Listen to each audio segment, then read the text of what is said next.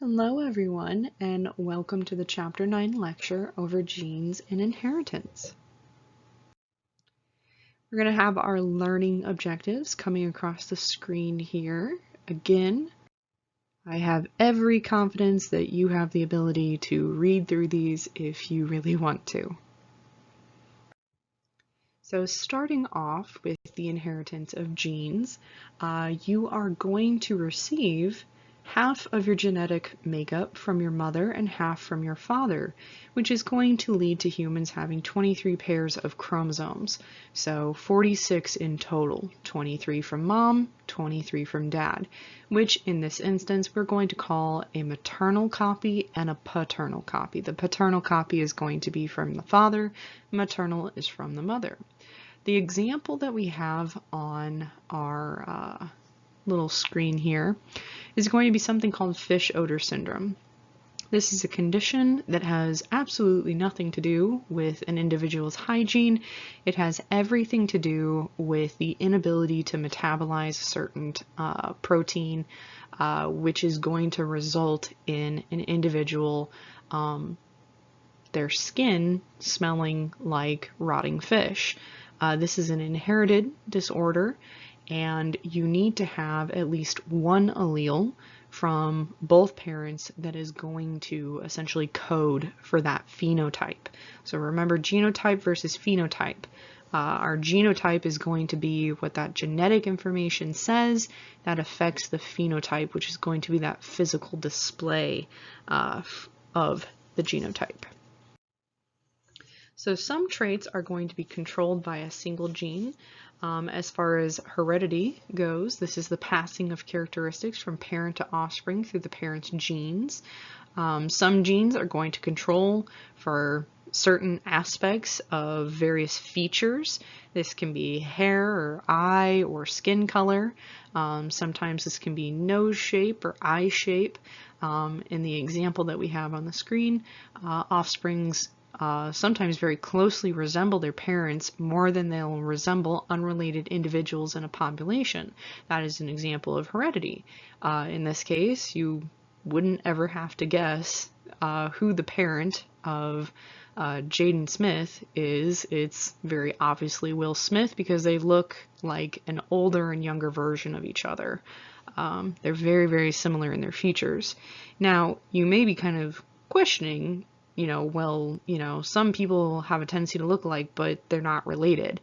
This is kind of just how things are put together as far as like doppelgangers go.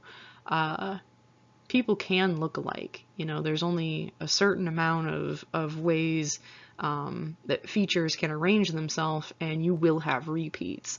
That doesn't mean that they are related, but that does mean that you can get instances where two people who are, opposite sides of the world, have absolutely little to no relation to each other, will look very, very similar. Moving on to selective breeding. So this is a way that we have harnessed heredity to serve a particular way that as humans, we want to see certain animals or plants go. In this example, it is the size of a horse, reducing the size of a horse to make these little ponies, which they're adorable, but what purpose do they serve other than being cute? This is selective breeding using heredity. Moving on to some traits that are determined by the instructions of a single gene, that is called single gene traits. The example that we have is fur length in cats, as well as the color of a cat's fur. So these are examples of single gene traits. Only one gene is going to code for that phenotype. Most human characteristics are going to be influenced by multiple genes as well as the environment, and we are going to talk about that here momentarily. So someone very important to genetics is Gregor Mendel. We are going to talk more about the experiments that he conducted, which gave a lot of information to the science community about heredity. We'll be talking about that on the next slide, but just know Gregor Mendel, he's the father of genealogy, and we care about him a lot because he really put a lot of information into heredity that we didn't know. One of the things that was assumed prior to Mendel was that a fully formed tiny human was in every single sperm cell. So one of the things that humans were able to see under a microscope was individual sperm cells from a sperm sample. And so the assumption was that in the heads of the sperm cells were tiny, fully formed homunculi. And obviously we know that that is not the case, because this failed to explain why the child would look like the mother as well, not just the father. Because in this instance, then the sperm is coming just from the father and then being implanted into the mother. So the child should look almost identical to the dad. So that was obviously not true. You get half the information from mom, half the information from dad, and so that theory was very much so incorrect, but it remained a pretty popular theory into the 1800s. So anyway, moving on to Gregor Mendel's experiments. Three particular features of Mendel's research were critical to his success. These were the three. His pea plants were an ideal study organism. They were easy to maintain, easy to breed. One of my reasons for plants being fantastic to study is you don't feel too bad if they die. They're plants. It's probably sad, but hey, you're not going to have any guilt, as opposed to if you're looking at a higher organism like a monkey or something like that. Second feature of Mendel's research is that pea plants have numerous easily categorized traits. This was flower color, pea shape, and pea color. He was able to look at all these various traits, which were very important, and distinct populations were able to be established. So Mendel used true breeding plants. They always produce offspring with the same variant of the trait as the parents. We are going to talk a little bit more about Mendel's pea plants. So this term segregation is where you've got two copies of each gene, but put only one copy in each sperm or egg. So this is essentially the entire concept of, the father's sperm having half of the genetic information that's going to be given to the offspring, so 23 chromosomes, and the mother's egg is going to have the other 23 to form a fully diploid offspring that has 46 chromosomes total, which is 23 pairs. Within those genes that we have now passed on from, mother and father to sperm and egg, and thus into an offspring, we're going to have dominant and recessive traits. And as the names imply, the dominant trait will mask the effect of a recessive trait when an individual carries both the dominant and recessive versions of trait, which is going to be something that we call heterozygous. So they have a dominant and a recessive, but the dominant's going to take over because it is, as the name implies, dominant. If you have two recessive alleles, that recessive trait will then display itself. But as long as there's a dominant allele present, it will always take the dominant allele's phenotype. In this instance, we're looking at purple and white pea plants, and the purple is the dominant allele. That is the dominant trait. Okay, so the dominant trait will always display itself if that dominant allele is present. So if you cross a purple pea plant with a white pea plant, you're going to get offspring that are going to be mostly purple. And it kind of depends on what the genotype of that purple pea plant is, but for the most part, you're going to have mostly purple offspring. There are three important ideas from Mendel's research. The first is that each parent puts a single set of genes into each sperm or egg that it makes.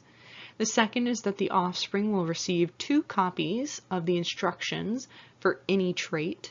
And the third is the observed trait in an individual depends on the 2 copies of the gene it inherits from its parents.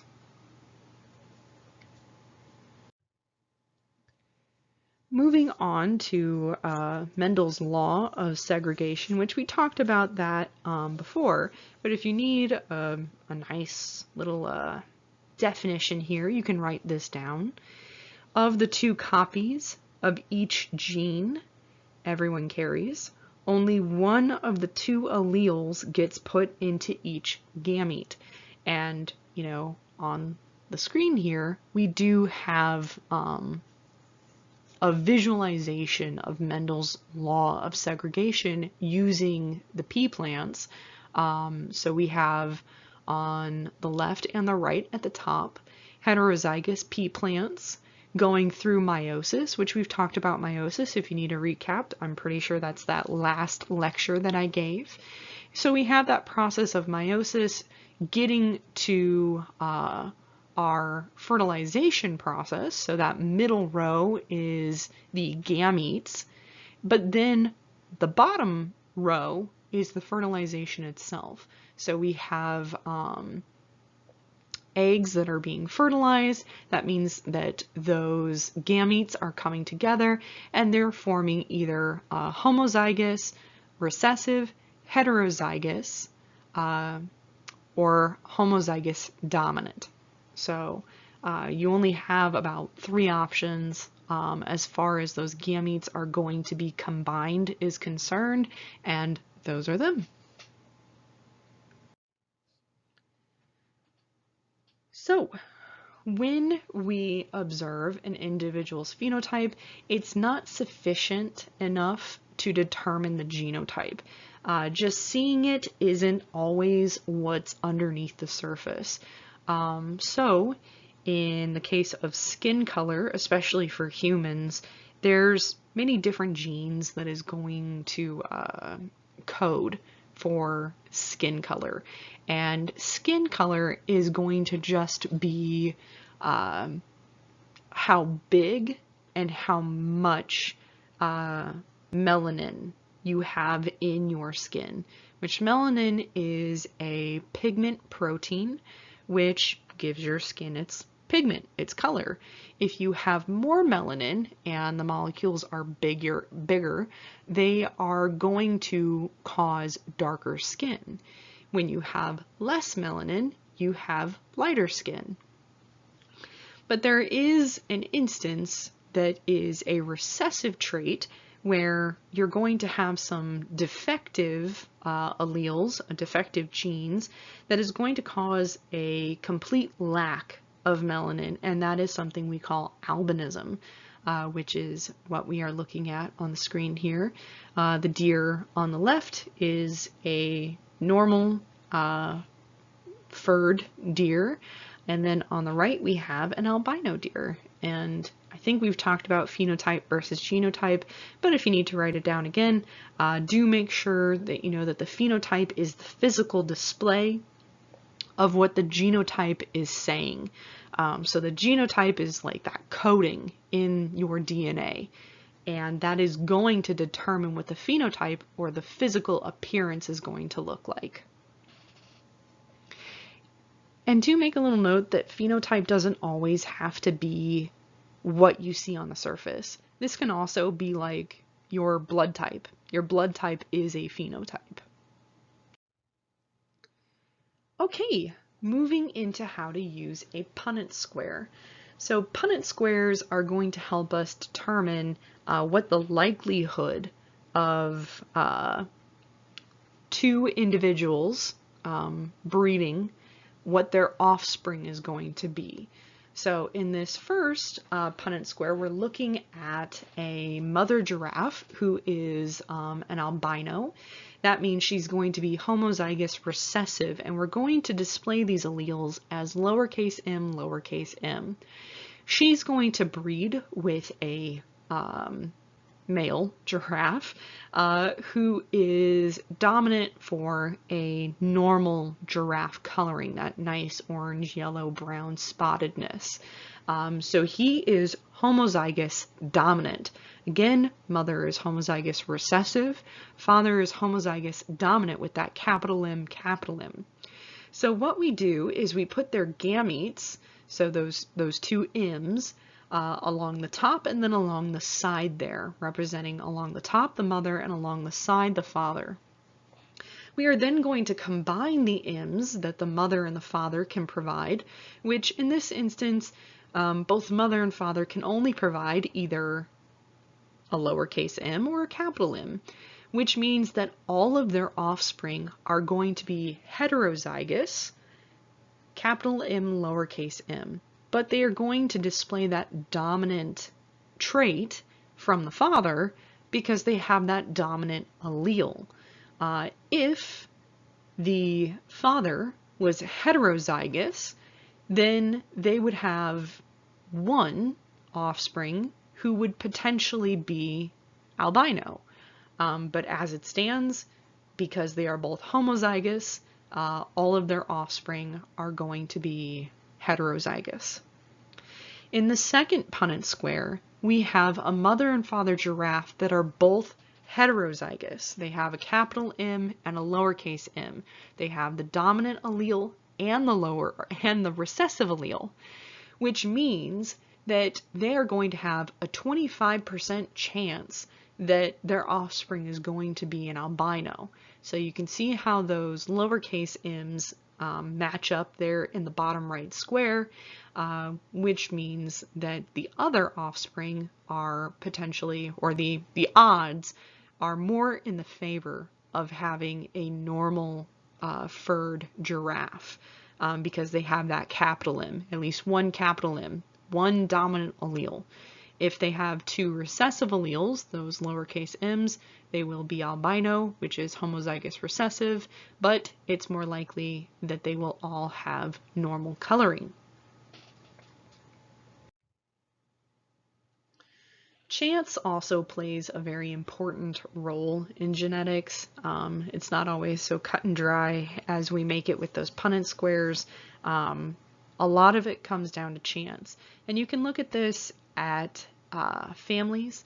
If you used a Punnett square to determine what the sex of your offspring is going to be, you take the father's sex alleles, which are just X and Y, put that across the top, put down the side the mother's sex alleles, and that is going to be XX. Those are the only things the mother and the father have to give because that's what they have. So if you're female, it's XX. If you're male, it's XY. If we put that into a Punnett square, you'll notice that there's a 50% chance that you're going to get a male and a 50% chance that you're going to get a female. There are quite a few instances if a family has a large amount of children, they sometimes, fairly often, have a 50-50 split. But then you get other families who have like 7 girls or 10 boys, and that's a lot of where chance comes in as far as genetics go. Hypothetically, on paper too, you should see a 50-50 split, but that's not always how it goes. We have talked about Tay-Sachs disease prior to this, but just to give you an idea of something we've already talked about, how you would look at the probability of parents giving Tay-Sachs to their offspring, we would look at it this way. If we know that both the parents are heterozygous, meaning they have a dominant allele and a recessive allele for that disease, then we know that there's a 50% chance that the mother and 50% chance that the father could potentially give that recessive allele to their offspring.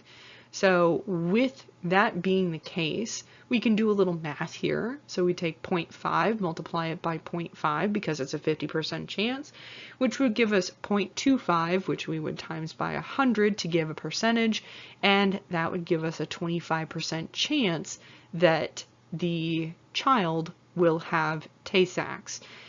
So that is how we do it, just with math-wise, with a little equation here. But you can also do this using a Punnett square. Same way that we looked at the giraffes. You would just put the mother across the top, the father across the side, or vice versa. It really doesn't matter. You'd put those capital T on one column and lowercase t on the other column, capital T on one row, lowercase t on the other row. But this is just another way that you can figure out the probability of the offspring having that condition.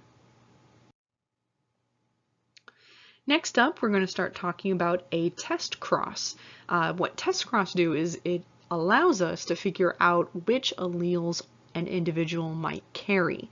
So, hypothetically, let's say you are a zookeeper and you want to produce more white alligators.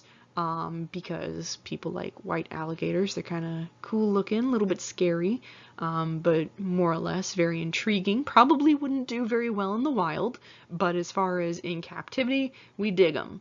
So we're going to use a mating program to try this out. The problem is we can't be certain of the genotype of our alligators. However, we do know that they have to have some combination of a capital M and a lowercase m. Those are the letters we're going to use here. So what we would do in this test cross is put what we know for sure. And we know that we have an albino alligator. So we know that, let's just say that's the mother, which that's what it says on the screen anyway. So let's say the mother alligator has albinism. And so we know for sure that she has to have the alleles lowercase m, meaning she's homozygous recessive. The father, however, we're not sure what he is. We know he has to have at least one capital M because he displays a normal coloring of an alligator. He's not an albino. So we know he has to at least have one capital M. But we don't know what that second M is. So we need to create another row to potentially figure out what it could be. So if he has another capital M, we know that the offspring will all be that normal coloring. But if he has a lowercase m, we will see that there is a 50-50 split between the offspring being normal coloring as well as albino. And that is how we do a test cross.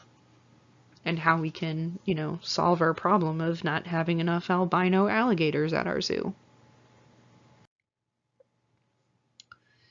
Aside from using a Punnett square, there is another process that we can use to look at and determine what we're seeing as far as generational traits being passed on. In this instance, we're going to use something called a pedigree puzzle, or just a pedigree is fine. But we are going to use this to decipher and predict the inheritance patterns of genes. And what this is going to tell us is 4 things. Well, technically 2 things, but it's also going to rule out a few things. So a pedigree is going to tell us whether a trait is dominant or recessive, sex-linked or autosomal. So it's going to be some combination of these 4 terms. It's either going to be dominant sex-linked, dominant autosomal, recessive sex-linked, or recessive autosomal. At this point, we do need to talk about what sex-linked versus autosomal means.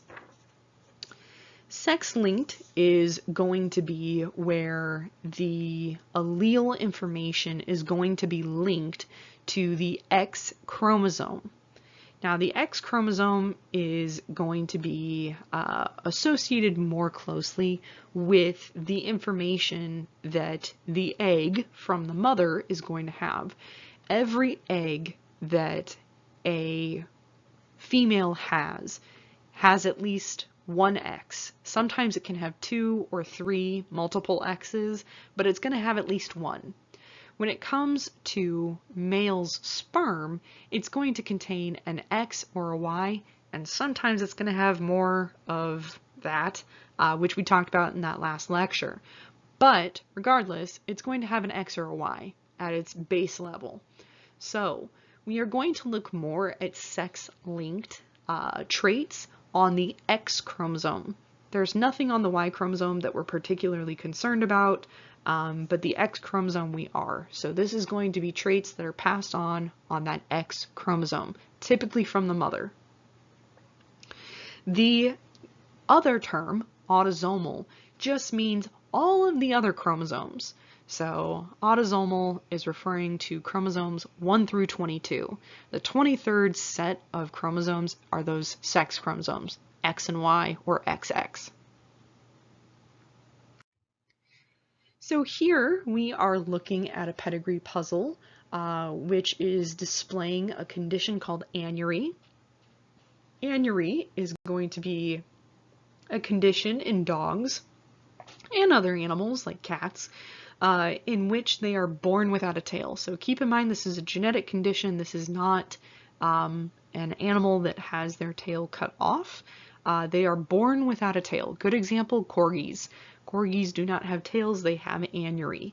But this does not hurt the animal in any capacity. This is just a normal condition, albeit recessive. So what we have in this pedigree puzzle is we have 3 generations that we are looking at. The boxes labeled 1 and 2 are the older generation. We can call them grandma and grandpa if you want to.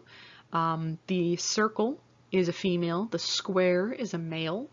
And when you see a line connecting a circle and a square the way that it is, that means that that is a mated pair.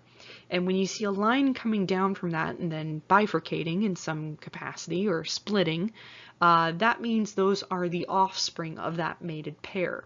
In this instance, grandma and grandpa had a son and a daughter. And we can also make a note that the square, the son with the number 3 on it, is a dog with anury. This is a dog that has no tail. If we look back up at grandma and grandpa, they do not have the circle and square filled in. That means they do not exhibit anury. So if we are looking through this condition, we can see that their son, or one of their offspring, has anury.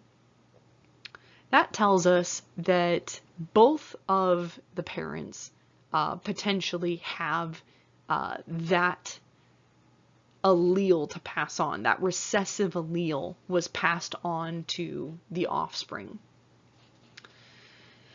From there, we are looking at the daughter of the 2, and we can see that she is not affected, but she did mate with a male who is affected. We cannot see the offspring between the daughter and her mate, so we don't know what that daughter is going to look like. She could be a carrier with the recessive trait, but we don't know. Unless we knew what her offspring looked like, sometimes we don't always get the answer. Moving on to something called incomplete dominance. This is where the phenotype of a heterozygote, so they have a dominant allele and a recessive allele, is intermediate between the phenotypes of the two homozygotes. It's like blending the traits. So this is kind of a cool condition, and I believe there's an example on the next slide. So this example of incomplete dominance is going to use snapdragons. What we are seeing is that white and red are both dominant alleles. So what that's going to cause if we crossbreed a white mother and a red father is we are going to get pink flowers. So we have a homozygous white mother and a homozygous red father. They are both going to pass on their dominant allele to their offspring, and that's going to produce these heterozygous, incomplete dominant pink offspring. If you cross two of those offspring, though, you get the chance of getting a white offspring and a red offspring, which is really cool. But there's more likely a chance, a 50% chance, of producing two heterozygous pink incomplete dominant offspring as well. I hope that makes sense. If not, you might want to rewind it and watch it over again or kind of read through the slide. But it's really cool, incomplete dominance. It's essentially just this little mashup of the two dominant alleles. Super cool. The other term that we can get, or other situation we can get, is called codominance. This is where a heterozygous individual shows features from both alleles. This picture is pretty cute because, you know, it shows the father having stripes going horizontally, the mother stripes going vertically, and the child walking next to them has both. So that's kind of a cute little shirt codominance example. A real life example, and not just shirts, is feathers and chickens. So if you breed a chicken that has black feathers, which is dominant, with a chicken that has white feathers, which is also a dominant allele, their offspring is going to have both white and black feathers.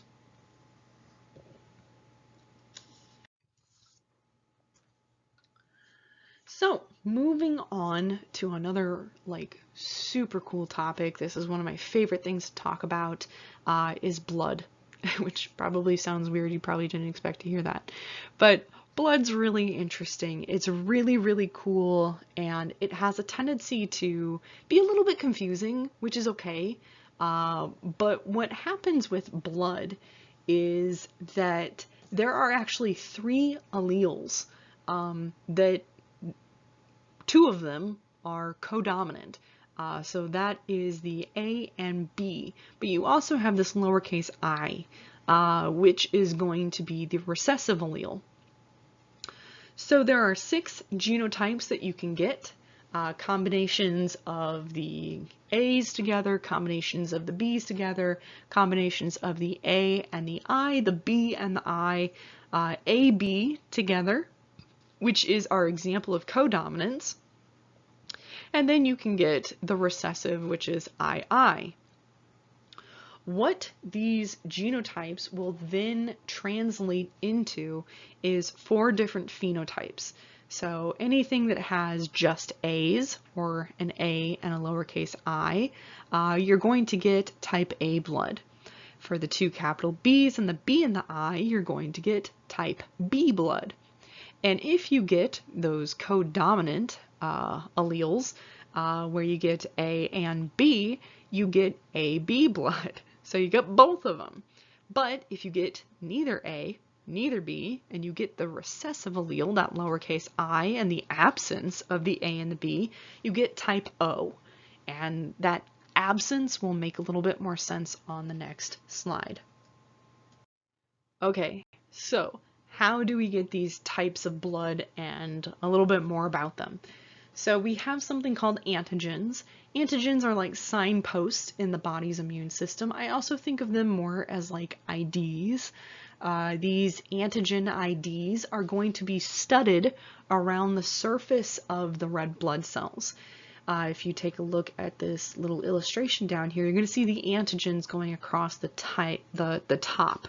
So you have your A antigens being studded around on the red blood cell, which is going to give us type A blood. Same goes for type B, but with B antigens. And then for type AB, we're going to have both A and B antigens studding the surface of our red blood cells. But with type O, because it is a lack of the A and the B alleles, we are going to have neither A or B antigens. Hope that makes sense. Now here's where it gets fun and crazy. Also in your blood, you're going to have something called antibodies. Antibodies are going to be part of your immune system that is going to be in your bloodstream that's going to attack foreign invaders. Specifically with these antibodies that are associated with your blood type, they are going to attack the opposite blood type. So for type A blood, you have the A antigens, but you have B antibodies. Okay? Follow along with me. With type B blood, you're going to have B antigens, but A antibodies. You're going to notice, because it's color coordinated, that the A antibodies would fit perfectly with the A antigens. Likewise, the B antibodies would fit perfectly with the B antigens.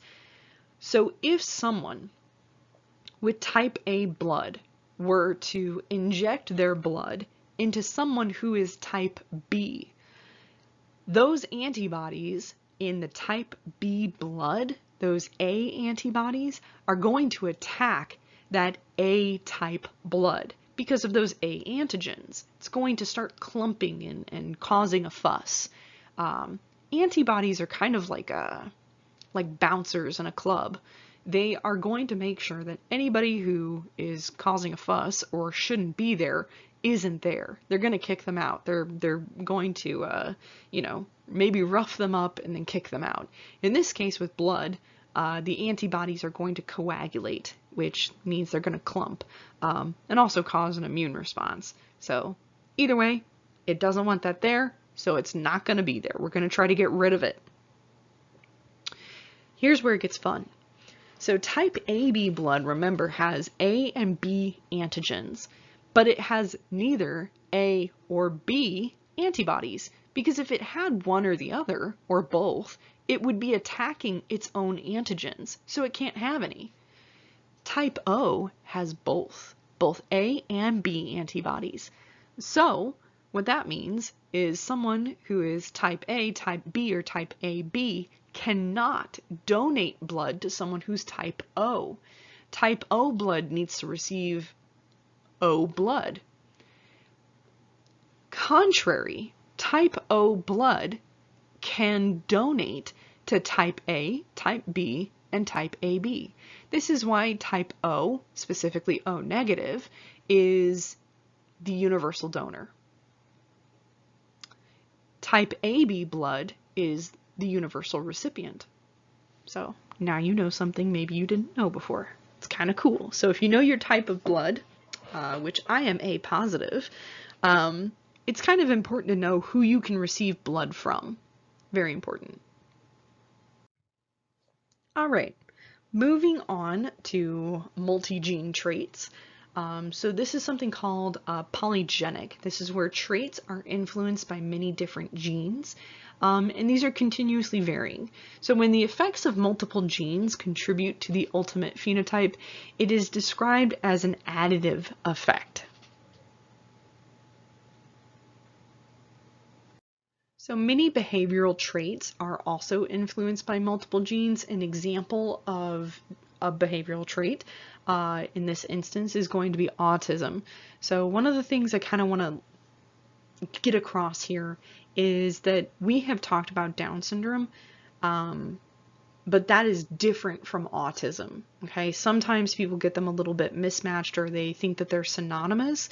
They can go hand in hand.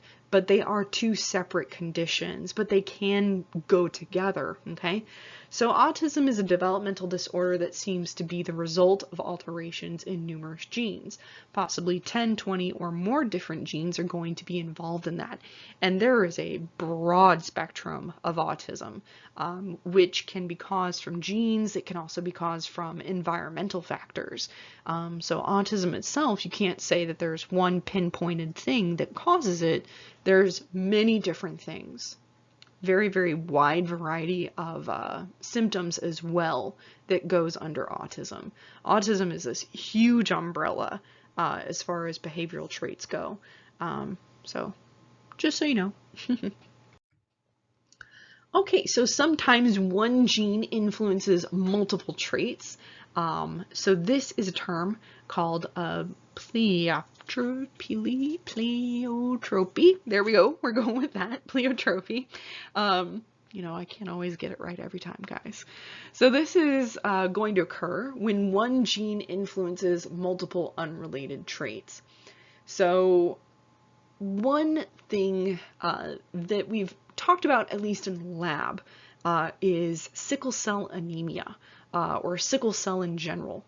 What's interesting about sickle cell is that it is caused by multiple genes being affected, but when you have sickle cell, it can actually cause you to be immune to malaria, while sickle cell can cause anemia, which is a lack of red blood cells, also a lack of oxygen, you know, moving out and about and within your tissues, but it can also help you to repel malaria. So it's kind of really interesting that it can affect that particular instance. So why are more men than women colorblind? This is going to go back to our sex-linked traits. So this is an example of a sex-linked trait that gets passed on the X chromosome. And you can see on the right here how we are looking at sex-linked traits, specifically colorblindness, and where it is found. And that is on the X chromosome. So when it comes to sex-linked traits, females kind of take the upper hand because you have two opportunities to have a dominant trait, or I'm sorry, a dominant allele. That dominant allele can essentially save you from having that recessive trait. For males, if it's sex-linked, then they only have one opportunity, and if it's recessive, they're going to display that recessive trait. But for females, you get two opportunities. So you have to have two recessive alleles as opposed to just, you know, the one and then a dominant allele. For males, it's one chance and you're done, because that Y chromosome is not going to contain that information, only the X. Always on the X, never on the Y. Okay, so scooting on into environmental effects of genetics, essentially, and genes and how they display themselves. Genes interact with the environment to produce physical characteristics. Something kind of interesting that's a little bit crazy and weird, if you have a particular inherited condition, I'm gonna let you read that if you want to. It's that phenylalanine. Okay, I tried. PKU. We'll call it PKU, okay? There is a warning label on diet soda. So maybe the next time you're drinking a diet soda, if you drink diet, take a look at this. So typically you probably kind of pass over it. You don't really care about this little warning here. But diet soda contains this molecule that if you have PKU, it could kill you to drink it because it affects that particular genotype, which is kind of crazy that, you know, in one normal can of soda that a lot of people drink, you could be drinking death. Not a good time. So a mutated version of a gene produces a malfunctioning enzyme that is unable to convert phenylalanine into tyrosine, which is that condition of PKU. So that is how that process works and how a diet soda could kill you. Not sure why this slide isn't showing up here, but there was a slide about how genotypes interacting with their environments can also be affected by temperature. When it comes to Siamese cats, they have a particular heat-sensitive gene that changes the color of their fur. This is why, and I wish this picture would pop up, if you've seen Siamese cats, their ears, nose, paws, and tail are going to be a darker color of fur. And that is because that gene responds to colder temperatures, so at the extremities of the cat, it changes the color of the fur. So that's another example of how the environment can affect phenotype based on the genotype. It's kind of neat, kind of cool. So moving on to Mendel, again, I know you missed him. So most traits are going to be passed on as independent features. Mendel's law of independent assortment is how that works. So kind of the cool thing about Mendel is he was right for the wrong reasons, but at least he got it right, you know? He just didn't do it properly, I guess. So he didn't know that genes are carried on chromosomes. He thought that they were just free-floating entities in a cell, which, you know, that's fine. He still knew that they were being passed on from parent to offspring. He just didn't know the correct mechanism. So an example of this is going to be on the next slide using cats. So what we are looking at here in this example is Mendel's law of independent assortment, and we are looking at cats breeding. We have the mother on the top, and she is a short hair heterozygous, which we are going to classify hair length with the letter L. So that means that she has the dominant allele for short hair, that capital L, but she also contains the recessive allele for long hair, which is that lowercase l. We have also, with our mother there, she has white fur, but she is heterozygous, meaning that white fur is the dominant allele, that capital W, and then we have the lowercase w, so she contains the recessive allele for that as well. The father is exactly the same when it comes to hair and hair length and fur color. So how we are going to combine these gametes, the potentials for each combination of gametes.